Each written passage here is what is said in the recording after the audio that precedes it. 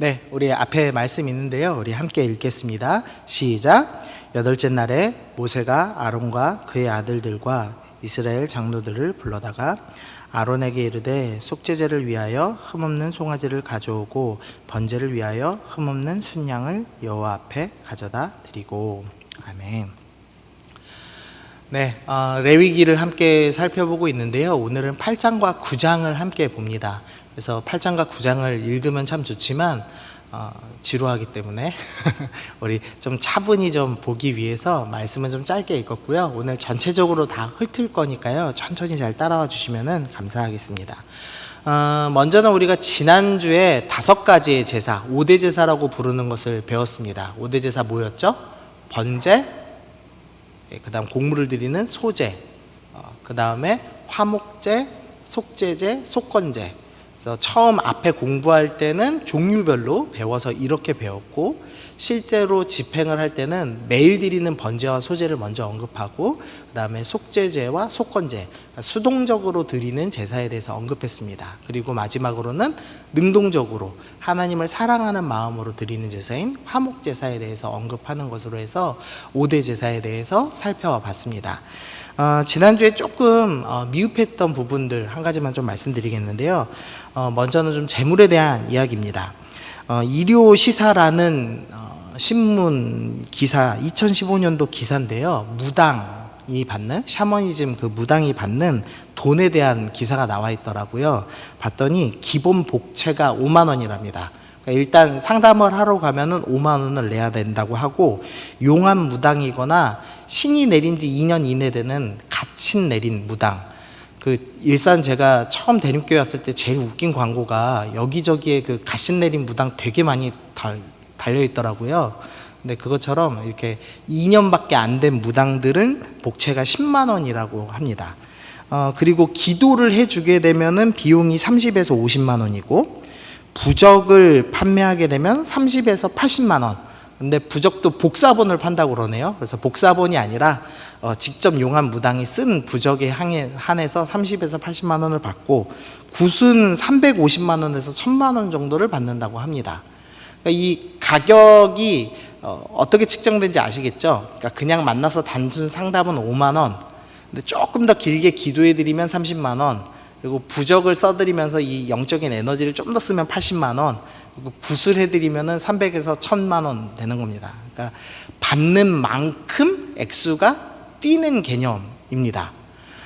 그러면 기독교에서 제사를 드릴 때 또 보통은 이런 방법으로 적용돼야 맞겠죠. 우리가 상식이잖아요. 힘을 많이 쓰면, 효과를 많이 받으면, 더 뭔가 많이 주어진 걸 받으면 받을수록 더 많은 걸 내야 되는 게 상식적인 일이죠.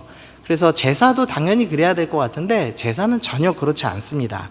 그러니까 번제, 1장에 나온 번제만 좀 살펴보면은요, 3절에서 9절부터 소의 번제, 양과 염소의 번제, 비둘기 번제가 나오는데 효력은 모두 똑같습니다. 그러니까 비둘기를 드려도 하나님께 온전히 드린 번제가 되고, 소 한 마리를 통째로 드려도 온전히 드린 번제가 됩니다. 근데 소 한 마리는 1000만 원이 넘고, 비둘기는 요새 치킨 2마리 치킨 얼마죠? 네, 2만 원에서 2만 5천 원이죠. 그러니까 어떤 사람은 2만 5천 원짜리 그것도 아니고 반 잘라서 한 마리 10,000원 냈고, 어떤 사람은 1000만 원짜리 소를 냈는데 효력이 동일한 제사라고 설명을 하고 있는 겁니다. 그래서 기독교의 예배, 기독교의 제사는 어떤 것이냐? 누구나 하나님 앞에서 동등하게 드릴 수 있고, 가난하다고 해서 하나님 앞에 드리지 못하는 일이 없는, 그러니까 가난해도 하나님 앞에 예배 드릴 수 있는, 누구나 함께 할 수 있는 것이 바로 예배다라고 지금 설명을 하고 있는 겁니다. 그러니까 이 제사의 순서를 보면서 소도 드렸네, 양도 드렸네, 이걸 볼 때마다 나처럼 가난한 사람도 하나님 앞에 예배 드리면 똑같이 받을 수 있고, 부자도 똑같이 받을 수 있는 예배구나라는 것을 확인해 볼 수 있습니다. 그런데 조금 차등이 있는 개념도 있습니다. 뭐냐면 속죄제에서 봤을 때요, 제사장은 속죄제를 드릴 때 숫송아지를 드려야 됩니다. 그리고 족장은 순염소를 드리고요, 평민은 속죄제를 드릴 때 암염소를 드립니다. 우리 지난주에 설명드렸지만 순염소와 암염소의 개념은 단순히 더 비싼 거라고 말씀드렸죠. 그래서 순염소가 조금 더 비쌌다고 합니다, 당시에. 그러니까 제사장, 족장, 평민에 따라서 속죄를 할 때는 차등이 있는 제물을 드리라고 설명을 하고 있는 겁니다. 혹시 이 그 명대사 아시는지 모르겠어요. 큰 힘에는 큰 책임이 따른다. 들어본 적 한 번쯤 다 있으시죠? 저도 이게 되게 명언인 줄 알았거든요. 그래서 이번에 인터넷 찾아봤는데 스파이더맨 대사라고 하더라고요. 조금 당황했는데 이게 첫 원본이랍니다. 큰 힘에는 큰 책임이 따른다. 이 대사처럼 지금 차등이 있는 재물을 드릴 때는 더 큰 힘이 있는, 더 큰 책임이 있는 제사장이 가장 많은 것, 그러니까 죄를 회개할 때 더 많은 것을 드리고 족장은 그보다 좀 적고 그 다음에 평민들은 더 낮은 것으로 설명을 하고 있는 겁니다. 그러니까 성경에서 누가 더 큰 자인가? 우리가 생각할 때 세상에서 가장 큰 자는 부자입니다. 그런데 성경에서는 부자, 소를 내는 사람이 가장 큰 사람이 아니라고 설명을 하는 겁니다. 그래서 마태복음 23장 11절 보니까 너희 중에 큰 자는 너희를 섬기는 자가 되어야 하리라. 큰 자는 어떤 사람이냐? 섬기는 사람입니다 라고 설명하면서 가장 많이 섬겨야 될 제사장이 가장 죄를 지었을 때 무거운 책임을 지는 것으로, 그 다음에 족장이 그 다음에 책임을 지는 것으로 설명을 하고 있는 겁니다.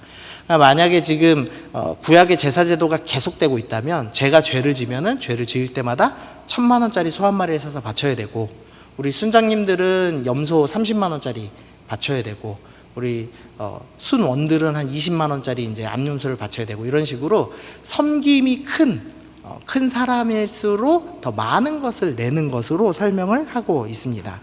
그래서 하나님 나라에서 큰 자는 돈 많은 사람이 아니라 더 섬기는 사람이다, 더 많이 섬기는 사람이다 라고 정의 내릴 수가 있겠습니다. 그래서 우리가 하나님 나라에서 큰 사람이 되기 위해서 돈을 많이 벌기 위해 힘쓰는가, 더 섬기기 위해 힘쓰는가에 대해서 좀 점검을 해봐야 될 것 같습니다. 우리의 예배에서 더 많은 헌금을 드리는 것이 우리의 궁극적인 목적이 아니라 더 많이 섬기는 것이 우리의 성장과 더 큰 자라는 것을 전제하고 있다는 겁니다. 자, 그리고 이제 오늘 8, 9장 한번 보겠습니다. 제사장 위임식입니다. 8장 28절에 빨간 글씨 보면요, 위임식 제사다라고 이렇게 설명이 딱 붙여져 있습니다. 그래서 제사장 위임식이라고 제목을 보통 붙이는데요, 순서는 이렇게 진행이 됩니다.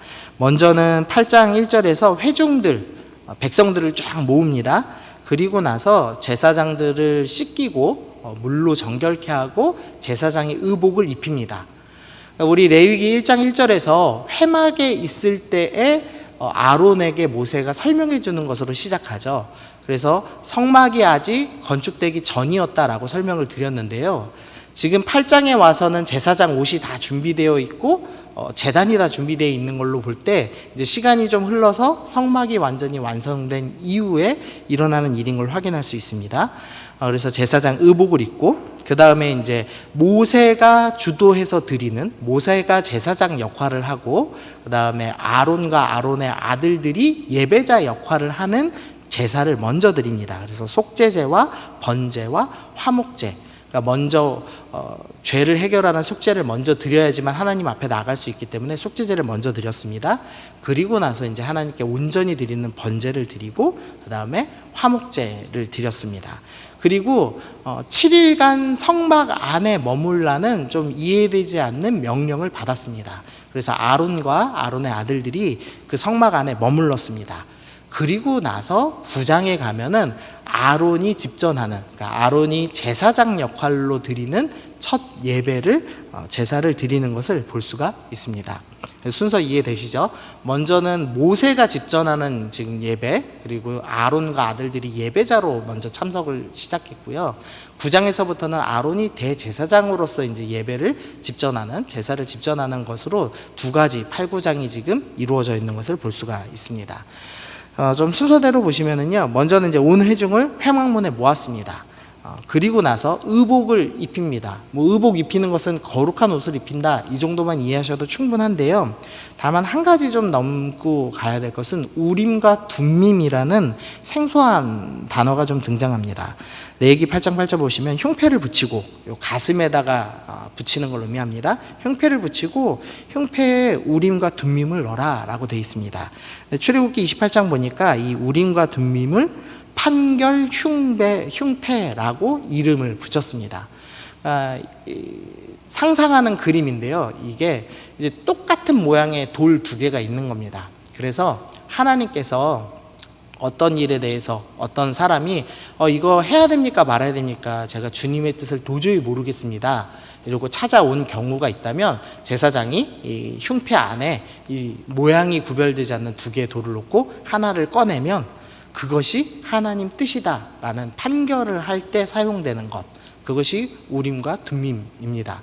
네, 뭐 이거는 상상도고요. 학자들마다 의견이 다릅니다. 그러니까 저렇게 예스와 노가 있는 두 개다라고 생각하는 사람도 있고요.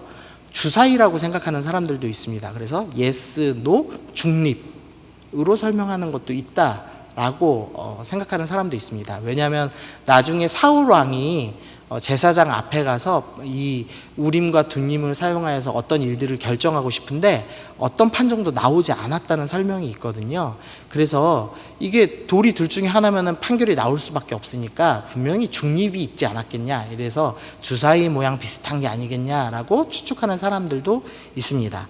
어쨌든 제비뽑기로 판결하는 것이 제사장에게 갖춰진 기본 제사 용품 중에 하나였다는 겁니다. 좀 이상하죠. 하나님 말씀을 가르치는 사람인데 제비뽑기 도구를 챙기고 있는 겁니다. 이거 우리가 생각하는 기독교와 우리가 배운 것과 조금 느낌이 다른데, 이렇게 좀 생각하실 수도 있습니다. 근데 결론적으로 설명을 드리면 당시에 있던 고대 근동에 있던 제사장들은 전부 신의 이름을 빌려서 자기의 뜻을 주장하였습니다.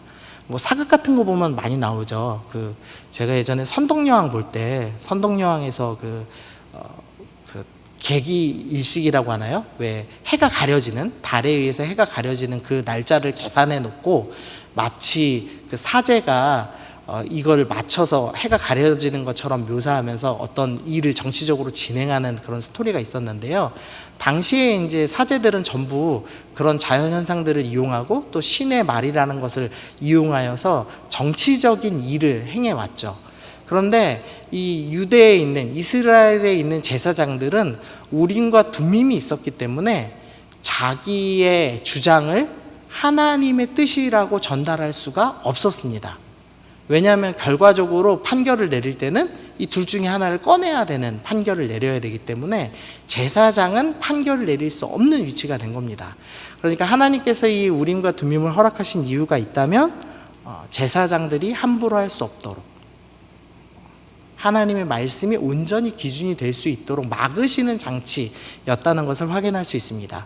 이 우림과 둠밈이 포로 시대까지도 존재했습니다. 그래서 우리가 에스라서 읽으실 때 보면은 우림과 둠밈을 가진 제사장이 아직 도착하지 않았다라는 표현이 있거든요. 그래서 그때까지는 하나님의 말씀을 옳고 그른지를 분별하는 이 제비뽑기하는 장치가 있었습니다. 그러나 그 뒤로는 나오지 않습니다. 왜냐하면 구약 성경이 온전히 완성돼서 성경 말씀을 기준으로 모든 것을 판별할 수 있기 때문에, 분별할 수 있었기 때문에 그 뒤로는 더 이상 이 제비뽑기가 사용되지 않는 것을 확인할 수가 있습니다. 그래서 이걸 생각하시면서 이거 제비뽑기하는 이상한 종교야, 우리도 성경 말씀 피면서 제비 뽑아야지, 이렇게 생각하실 것이 아니라 그 누구도 하나님의 말씀의 권위에 동등할 수 없다는 것을 의미하는 거구나, 하나님의 말씀 기준으로만 살아가라는 의미구나 라는 것을 생각해 주시면 되겠습니다. 이제 옷을 입었습니다. 그리고 나서 이제 모세가 집전하고 아론이 예배자로서 참석하는 제사가 시작됩니다. 그래서 속죄제와 번제와 화목제를 드리는데요. 23절 보시니까 모세가 잡고 그 피를 가져다가, 제물의 피를 가져다가 아론의 오른쪽 귓부리와, 여기죠, 오른쪽 엄지손가락과 오른쪽 엄지발가락에 바릅니다. 좀 이상한 행동을 하는 겁니다. 피를 지금 바르는, 몸에다가 바르는 장면이 나오고 있습니다. 근데 이 장면이 지금 출애굽기 24장과 연결됩니다. 우리가 배웠던 말씀인데요. 모세가 그 피를 가지고 백성에게 뿌리며 이르되 이는 여호와께서 이 모든 말씀에 대하여 너희와 세우신 언약의 피니라. 우리가 피를 처음 바른 장면이 있었죠. 우리 6월절에 10번째 재앙을 피하면서 그 죽음을 피하기 위해서 어린 양의 피를 바르는 장면이 있었습니다. 그래서 이 이스라엘 백성들은 이 어린 양의 희생을 통해서 죽음을 피할 수 있는 길이 있구나라는 것을 이미 한번 학습했습니다. 그리고선 시내산에서 하나님과 결혼 언약을 맺으면서 너희가 그렇게 죽음을 피하고 사망을 피하고 하나님 백성이 되었다는 의미로 피 뿌리는 의식을 경험했습니다. 그리고 지금 제사장 위임식에서도 동일한 이제 맥락의 일을 하는 겁니다. 피를 바름으로써 이 아론과 아론의 아들들, 이 대제사장들은 전부 하나님의 언약 백성이 되었음을 상징하는 의미로서 피를 바르는 의식을 하고 있습니다. 히브리서 10장 19절 보면요. 그러므로 형제들아 우리가 예수의 피를 힘입어 성소에 들어갈 담력을 얻었나니 라고 합니다. 신약에서 우리가 더 이상 제사를 드리지는 않죠. 그 이유가 뭐냐면 예수님께서 완전한 제사를 드리셨기 때문입니다. 예수님께서 십자가에 피를 흘리시고 죽으심으로 우리의 죄가 완전히 해결되었고 우리가 그 예수님의 피를 바름으로써 우리가 언약 백성, 즉 구원받은 백성입니다 라는 것을 확인하였다라고 신약은 설명을 합니다. 직접적으로 피를 바르진 않았지만 예수님을 믿으면 예수님의 십자가의 피가 우리에게 발라진 것이다 라고 신약에선 설명을 하고 있는 거죠. 그래서 우리 모두는 예수님의 십자가의 피를 바른 사람들입니다. 그러니까 구원받은 사람이다 라는 것을 신약과 구약의 용어로 설명하면 예수님의 십자가의 피를 몸에 바른 사람입니다 라고 설명을 할 수가 있습니다.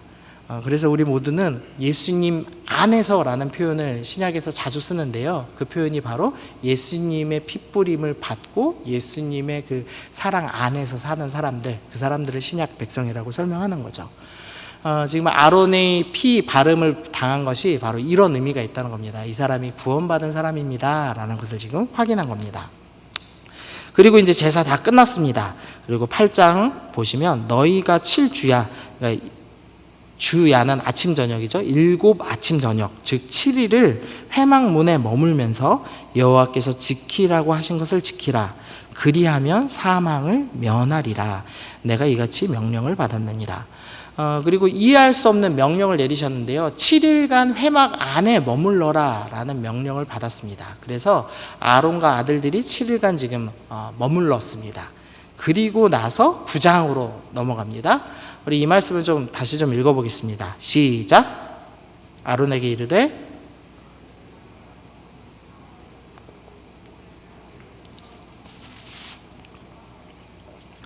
네, 지금 이제 아론이 집전하는 첫 예배 속죄제가 시작되는데요. 무엇을 드리냐면 흠없는 송아지를 드렸습니다. 근데 여기서 사용된 원어가요, 에겔이라는 단어를 사용하고 있어요. 근데 이게 조금 독특합니다. 왜냐하면은 앞에서 모세가 설명했던 속죄제 장면 4장에 있는 장면에서 송아지를 드릴 때 흠없는 숫송아지를 드렸다라고 표현하면서 여기서는 원어를 벤 바칼이라는 원어를 썼어요. 그러니까 지금 다른 단어를 써서 지금 설명하는 겁니다. 원래 첫 설명에서 속죄제를 설명할 때는 벤 바칼이라는 단어로 송아지를 표현했는데, 그러면 앞에 있는 교제대로 아론이 드리는 첫 제사도 당연히 벤 바칼이라고 부르는 4장의 교과서대로 쓰여 있어야 정상인데, 교과서대로 쓰여 있지 않고 다른 단어를 지금 사용해서 이 송아지를 표현해 놓은 겁니다.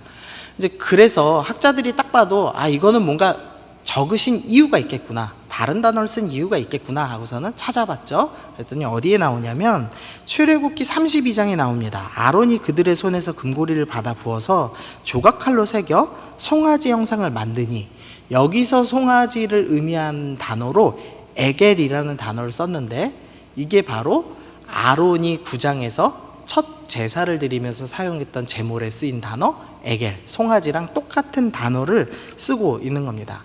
그러니까 레위기 저자는 의도적으로 아론은 금송아지를 드렸다. 그런데 지금 레위기 9장에서는 금송아지가 아니라 흠없는 송아지를 드렸다라고 의도적으로 두 개를 비교하기 위해서 교과서에 쓰여 있는 원래 단어가 아니라 이 금송아지와 동일한 단어를 써서 지금 비교하고 있다는 것을 알 수가 있습니다. 이러고 나서 이제 조금 제가 묵상이 되기 시작하더라고요. 어떤 거냐면 아론은 80세가 넘은 지도자입니다. 그러니까 모세보다 형이었습니다. 그리고 첫 대제사장의 직분을 받은 사람이었습니다. 근데 그랬던 사람이 모세가 올라간 지 40일도 채 되지 않아서 금송아지를 만들었습니다. 근데 이 금송아지는 이스라엘이 멸망할 때까지 숭배받는 우상이 됩니다. 그러니까 엄청난 대죄를 저지른 겁니다. 그러니까 역사적으로 하나님 섬기는 신앙을 가장 크게 방해했던 우상을 만든 사람이 바로 아론이었습니다. 그런데 지금 이 9장은 그런 아론이 용서받을 뿐만 아니라 직분을 회복하고 오히려 다른 사람의 용서를 돕는 대제사장이 되었다는 것을 설명하는 본문인 겁니다. 다시 한번요. 아론은 80세의 지도자이고 대제사장이라는 엄청난 직분을 갖고 있음에도 불구하고 용납할 수 없는 큰 죄를 지었는데 하나님께서 용서하시는 것뿐만 아니라, 그러니까 단순히 천국만 가도 감사한데 거기서 그치는 것이 아니라 완전히 회복시키셔서 대제사장의 직분을 위임하시는 놀라운 은혜의 현장이라는 것을 지금 설명을 하고 있는 겁니다. 이런 의미에서 생각해 보니까 조금씩 이해가 되더라고요. 왜 회중을 모으셨지? 아론은 모든 사람이 다 아는 죄를 범했습니다.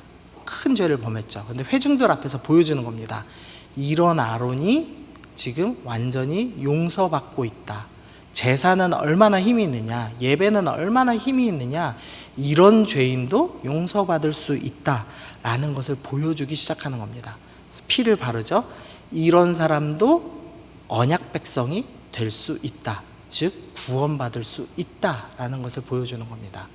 그리고 7일간 성막 안에 있죠. 성막 안에 만약에 죄가 있는 사람이 들어가면 어떻게 되냐면 그 즉시 죽습니다.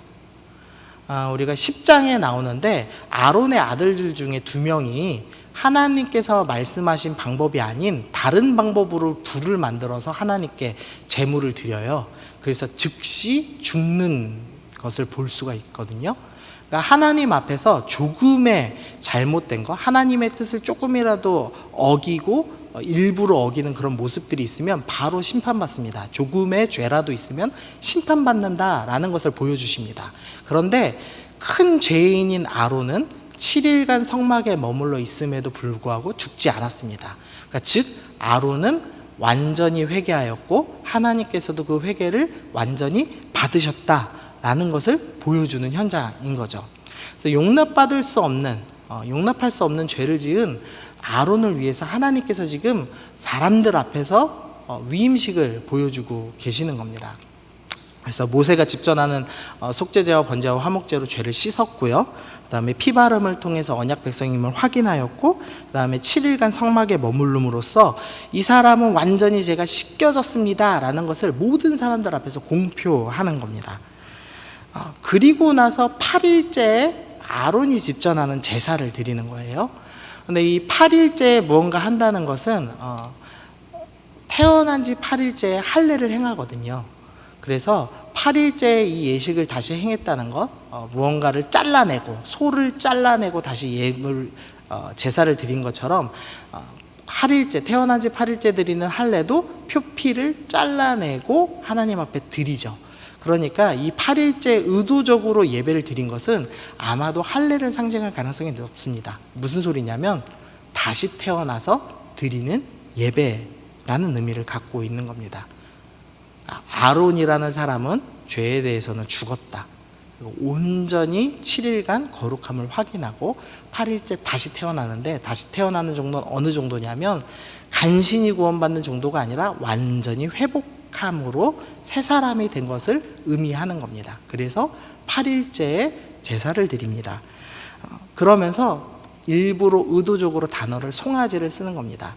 이 사람은 이전에는 금송아지를 드린 사람이었는데 이제는 금송아지가 아니라 흠없는 송아지를 드리고 있습니다. 즉 하나님께서는 예전에 금송아지를 잊어버리겠다, 컨트롤 C 컨트롤 V로 파일 덮는 겁니다. 금송아지 위에다가 송아지를 덮어서 나는 이제 아론이 드린 이 첫 제사를 기억하겠다라는 의미로 하나님께서 지금 약속을 해주고 계시는 거죠. 그러니까 아론이 이 제사를 드리면서 이런 생각했을 거예요. 하나님, 내가 금송아지 드렸던 사람인데 다시 내가 하나님께 송아지를 드림으로써 바르게 예배 드릴 수 있는 직분을 회복시켜 주시고 나의 예물을 받아주시니 너무나 감사합니다. 이런 마음을 가지고 첫 제사를 드리기 시작했을 겁니다. 그리고 나서 제가 시편 51편이 생각났습니다. 시편 51편 표제는요, 다윗의 시, 그러니까 다윗이 지은 시입니다. 근데 언제 지은 시냐면 다윗이 밧세바와 동침한 후 선지자 나단이 그에게 왔을 때 지은 시입니다. 다윗이 자신의 부하 우리아의 아내 밧세바와 불륜을 저질렀습니다. 그리고 밧세바가 그 불륜으로 인해서 임신을 하게 되죠. 그러니까 다윗이 그것을 숨기기 위해서 여러 가지 지혜를 짜냈지만 통하지 않았습니다. 그래서 어떻게 하냐면 부하 우리아를 전장 가장 깊숙한 곳에 가게에서 죽게 만듭니다. 그리고선 밧세바를 아내로 맞이합니다. 근데 선지자 나단이 하나님을 통해서 이 모든 음모를 알게 되었습니다. 그래서 선지자 나단이 찾아가서 다윗, 당신이 이런 죄를 저질렀습니다 라고 모든 사람 앞에서 그 죄를 공개했습니다. 그러니까 다윗은 왕이라는 권위를 가지고 이 모든 사람 앞에 공개된 죄, 이것에 대해서 말하는 사람 죽인다라고 얘기하고 선지자 나단을 죽이고 죄를 덮을 수도 있었습니다. 그런데 다윗이 여기서 회개하기 시작합니다. 그러면서 지은 시가 바로 시편 51편이라는 시고 회개 시의 가장 유명하고 가장 인상적인 시라고 할 수 있습니다. 그래서 이 시를 좀 보면요, 1절 2절 보시면 하나님이여 주의 인자를 따라 내게 은혜를 베푸시며 주의 많은 긍휼을 따라 내 죄악을 지워주소서. 나의 죄악을 맑게 씻으시며 나의 죄를 깨끗이 제하소서. 그러니까 다윗은 왕인데도 불구하고 내가 죄인입니다 라는 것을 인정하면서 이 시를 출발합니다. 그런데 지금 빨간 글씨로 죄악, 죄라는 세 가지 단어의 표시를 했는데요, 원어로 보면 이 세 가지가 다 다른 단어를 쓰였습니다. 그래서 의미를 좀 보면은 첫 번째 죄악은 반역죄라는 의미를 갖고 있습니다. 그래서 세번역 성경으로 보시면은 반역죄라고 번역이 되어 있어요. 그리고 두 번째 죄악은 잘못된 길을 가다, 하나님께서 허락하신 길이 아니라 잘못된 길을 갔습니다 라는 의미의 죄악을 썼고, 세 번째로는 옳은 일을 행하지 않다라는 의미의 죄악을 썼습니다. 그러니까 다윗이 자신의 죄를 되돌아보니까 그냥 가벼운 죄가 아니라 하나님을 왕으로 인정하지 않고 내 맘대로, 그러니까 부하의 목숨도 내 맘대로 좌지우지할 수 있고 나는 율법을 어겨도 되는 존재라고 생각하면서 하나님을 왕으로 인정하지 않으면서 반역죄를 저지르고 옳은 길을 가지 않고 잘못된 길을 간 엄청난 큰 죄를 쌓았구나 라는 것을 인식하게 되었습니다. 그리고 나서 9절에서 이렇게 고백해요. 주의 얼굴을 내 죄에서 돌이키시고 내 모든 죄악을 지워주소서. 하나님이여 내 속에 정한 마음을 창조하시고 내 안에 정직한 영을 새롭게 하소서. 이 창조라는 단어, 히브리어 바라라는 이 단어는 오직 하나님을 주어로만 사용할 수 있는 단어입니다. 그러니까 창조하시다라는 단어를 쓸 때는 늘 하나님만 하실 수 있는 일이라는 전제가 붙어 있는 겁니다. 그러니까 다윗은 회개하면서 내가 이렇게 열심히 회개하면, 내가 열심히 의로운 일을 하면 내 죄가 해결되겠지라고 생각하지 않았습니다. 어떻게 생각했냐면 이 죄는 너무나 더러워서 인간의 힘으로는 절대 해결할 수가 없고 오직 하나님께서 아예 나를 새롭게 창조하셔야지만, 새로운 마음을 허락하셔야지만 이 죄가 해결될 수 있다라는 마음으로 회개의 기도를 드리고 있는 겁니다. 그러니까 나는 하나님의 창조로 다시 태어나야지만 이 죄가 해결된다라는 고백을 하고 있는 거죠. 그리고 나서 이제 고백합니다. 주께서 제사를 기뻐하지 아니하시니 그렇지 아니하면 내가 드렸을 것이라. 주는 번제를 기뻐하지 아니하시나이다. 하나님께서 구하시는 제사는 상한 심령이라. 하나님이여 상하고 통회하는 마음을 주께서 멸시하지 아니하시리이다. 그냥 제사만 적당히 의식으로 제사를 드렸을 때 교회에 나와서 예배 시간에 앉아 있는 것만으로 하나님이 기뻐하신다면 나는 얼마든지 제사를 드렸을 겁니다.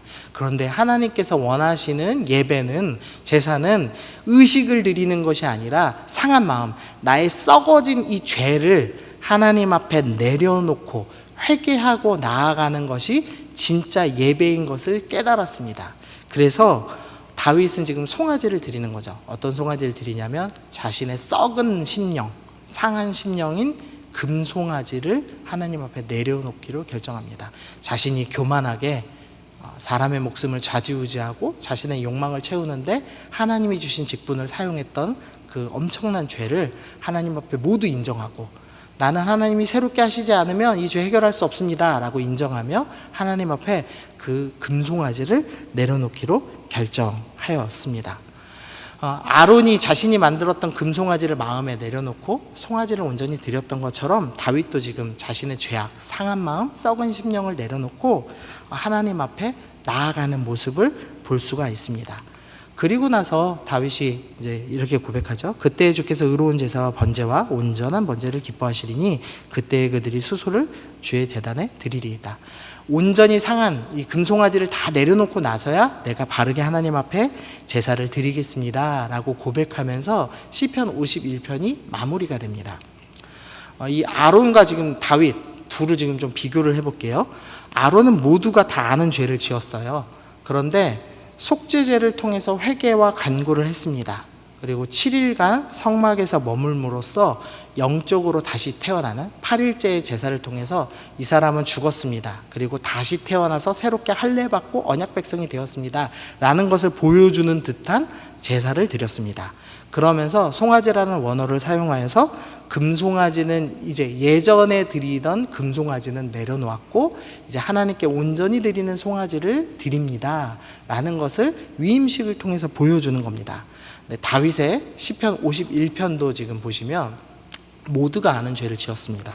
그리고 자신의 죄가 얼마나 큰지 인식을 해요. 그런 다음에 하나님, 내 힘으로는 안 돼요. 내가 완전히 새롭게 재창조돼야지만 가능합니다 라고 하면서 하나님께서 새로운 마음을 창조해 주십시오. 즉 저는 다시 태어나고 싶습니다 라고 고백을 합니다.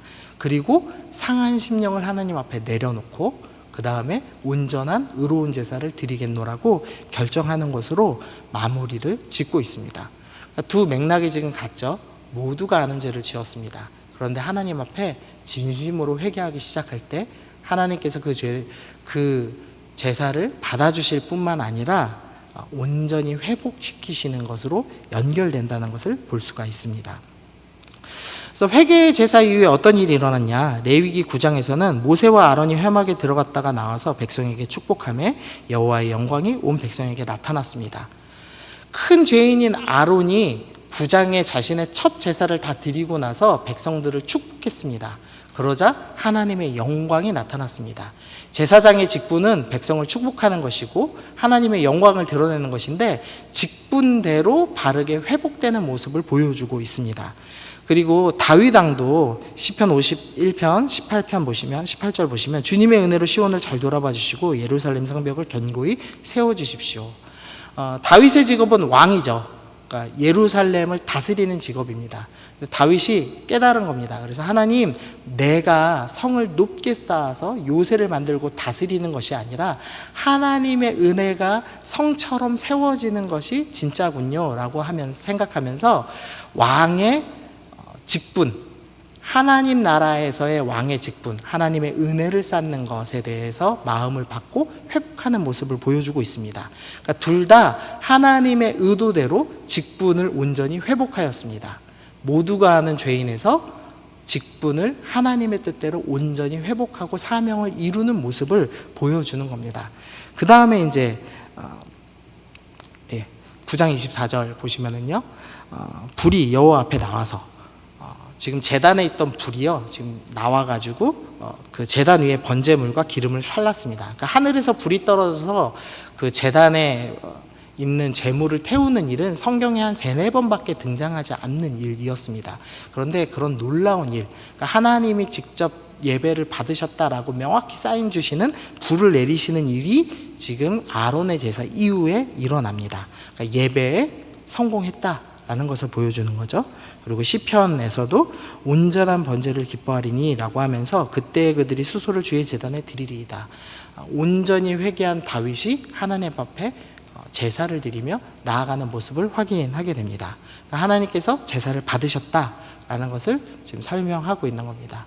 모두가 아는 죄인에서 다시 거듭나고 하나님 앞에 모든 그 썩어진 마음들을 다 내려놓기 시작할 때 하나님께서 직분을 하나님의 뜻대로 온전히 회복하실 뿐만 아니라 예배를 성공적으로 드리도록, 하나님 앞에 바르게 예배 드리도록까지 인도하시는 모습이 이 두 본문에서 같은 맥락으로 등장을 하고 있습니다. 정리를 좀 해보겠습니다. 모두가 아는 큰 죄를 아론을 위해 공개적으로 죄를 씻어주셨다. 백성을 앞에 모으신 이유, 그 다음에 선지자 나단을 통해서 다윗의 죄를 공개하신 이유가 있다면 그 사람이 온전히 회복될 수 있도록 도와주신 사건이었습니다. 혹시나 우리 중에 모두가 다 아는 연약함, 죄를 가지고 계신 분이 있다면 그것은 저주가 아니라 하나님께서 나를 온전히 회복시켜 주시기 위한 은혜의 통로라는 사실을 잊지 않고 기억하시길 바랍니다. 여러분이 연약함이 드러날 때 그것을 온전히 씻을 수 있도록 하나님께서 도와주십니다. 두 번째로 7일간 머물을 통해서 다시 태어났습니다. 그래서 제가 이 부분을 이렇게 좀 묵상해 봤어요. 거룩을 위한 7일을 결단하라. 혹시나 이 중에서 나는 씻을 수 없는 죄를 갖고 있어 라고 생각하는 분이 있다면 안심하셔도 좋을 것 같아요. 다윗이 사람을 죽이고 불륜을 저지르고 하는 큰 죄를 지었던 것, 하나님 앞에 스스로가 반역죄, 나는 반역 죄를 지은 사람입니다 라고 고백할 정도의 큰 죄, 그리고 아론이 우상을 만드는 그 큰 죄를 지었음에도 불구하고 용서받은 것처럼 우리도 용서받을 수 있습니다. 우리의 죄도 아무리 클지라도, 주홍같이 붉을지라도 주님 앞에 회개하고 나아가기 시작하면 주님께서 용서해 주시겠다라고 오늘 본문을 통해 약속해 주시는 겁니다. 그러니까 기쁜 마음으로 회개하시고, 그런 다음에 아론이 성막 안에 머물렀던 것처럼, 그리고 다윗이 울며 회개하였던 것처럼 하나님, 나도 나를 회개시켜 주시고 나의 죄를 씻겨 주신 주님께 감사하는 마음으로 거룩한 7일을 결단하겠습니다. 이런 결단의 시간을 좀 가져보시면 어떨까라는 생각을 했습니다. 그리고선 송아지를 드렸죠. 완전히 상한 마음을 내려놓고 이제는 온전히 드려야 될 진짜 송아지, 금송아지가 아니라 송아지를 드렸습니다. 하나님, 내가 갖고 있던 우상을 내려놓겠습니다. 내가 마땅히 드려야 될 것을 드리겠습니다라는 결단이 필요합니다. 우리 안에, 내 안에 숨겨져 있는 금송아지가 아직까지 있다라면 내려놓기로 결단하십시오. 그러면 주님께서는 기쁨으로 받으시고 용서해 주신다고 약속을 하십니다. 그래서 온전한 회개를 한 이후에 어떤 일이 있느냐? 사명이 회복됩니다. 직분이 성경대로 회복됩니다. 그리고 예배를 성공하게 됩니다. 하나님 앞에 온전히 드려지는 예배를 드릴 수가 있게 된다라고 오늘 본문이 설명합니다. 마지막 좀 정리해봤습니다. 지도자 대제사장이었던 아론은 금송아지를 만드는 씻을 수 없던 것 같은 큰 죄를 지었다. 그러나 하나님은 용서하실 뿐만 아니라 직분을 회복시키시고 예배를 받으셨다. 나의 금송아지를 내려놓고 주님께 나아갈 때 용서받지 못할 죄는 없다. 레위기 아론의 제사장 위임식을 통해서 우리에게 주시는 은혜의 말씀입니다. 주님 앞에 회개하고 나아갈 때 용서받지 못할 죄는 없습니다. 아무리 큰 죄인이어도 우리가 주님 앞에 나아갈 때 용서하실 뿐만 아니라 우리를 온전히 완전히 회복시키셔서 대제사장의 직분을, 하나님의 성전을 만드는 첫 일을 행하는 왕의 직분을 회복시켜 주시고 우리를 새롭게 하시고 우리 예배를 받아주시겠다라고 주님이 이미 약속하셨고, 그것을 아론과 다윗이라는 이 큰 죄인들을 통해서 우리 가운데 드러내 주셨습니다.